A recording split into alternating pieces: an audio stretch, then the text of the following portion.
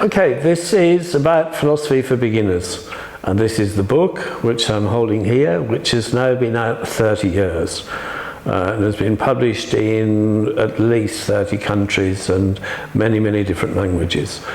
And what it is a basic and accessible introduction to the big ideas of philosophy. I wrote it 30 years ago because when I did philosophy as an undergraduate, the textbooks we used were extraordinarily boring. And I was quite interested in the idea of whether philosophy could be made more accessible. So this is what the book was about. I was also very interested in the idea of philosophy and humour, because again, most philosophy is treated as very serious and often perhaps a little bit pretentious. So I also thought, was it possible to make philosophy more entertaining? And so again, this is what we set out to do in Philosophy for Beginners. There's a very famous philosopher, Austrian by birth, philosopher called Ludwig Wittgenstein. Amazing philosopher, very entertaining character. He said he thought it was possible to write a book about philosophy entirely composed of jokes, which always struck me as a very interesting idea. A bit later, he supposedly said, I did try and write this book, but actually because I was Austrian, I didn't have a sense of humour, which is a neat little joke. He was somebody who was very, very interested in language and how language worked and how we communicated. We'll come back to him perhaps later. But that idea of humour and philosophy really is very, very, very interesting and quite complicated. So, the first question, of course, is what is philosophy? And we say it is a love of wisdom, it is the ability to think and question everything in the universe. And that is really quite a tall order. However, so I think one very entertaining way into philosophy is humour and jokes in themselves. Now, there's a guy called Terry Pratchett who writes funny novels which are called Discworld novels.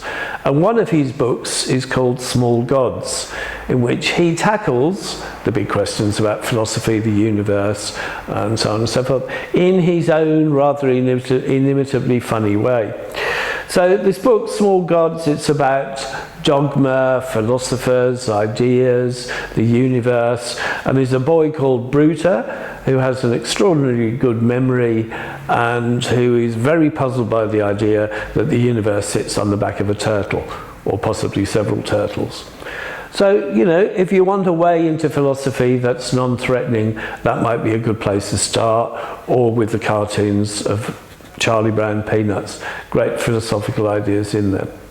So, just to make the point with Philosophy for Beginners, that it is in some sense a comic book.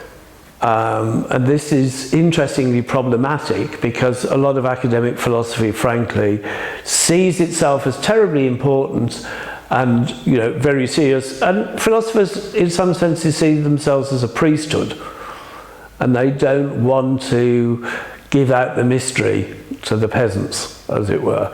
So again, this part of what Philosophy for Beginners was about, was to say, here is philosophy, it is complicated, it can be difficult, but there are accessible ways into it, right?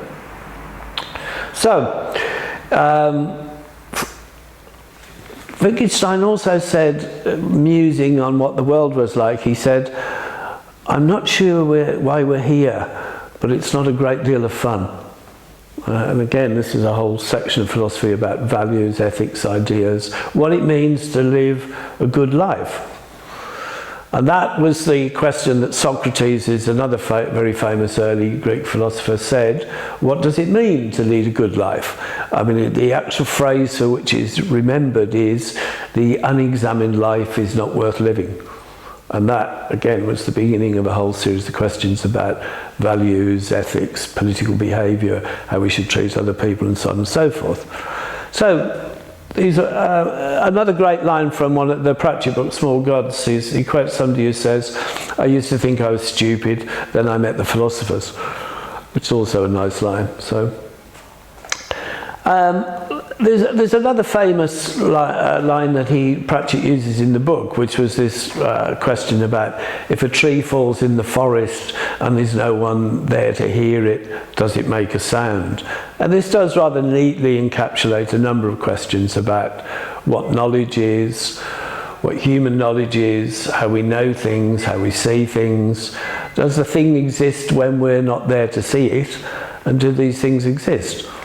One of the other questions I rather like, which is also a quite funny way into things, is to think about fish swimming. There's this wonderful question, do fish know that they're swimming?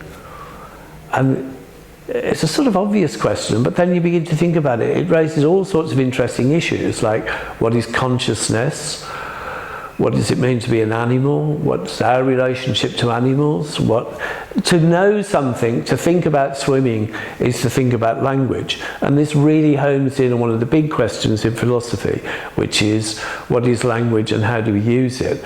And the knowledge that we have about ourselves and the universe is all conducted through language. Now, interestingly, the Greeks didn't think a great deal about language to begin with. They kind of assumed it to be a natural process, but thinking, logic, epistemology, ideas, language, this is what philosophy is all about. And you know, Wittgenstein was the great one for thinking really seriously about how language works, which is a philosophical question we'll come back to often. Yep. Okay.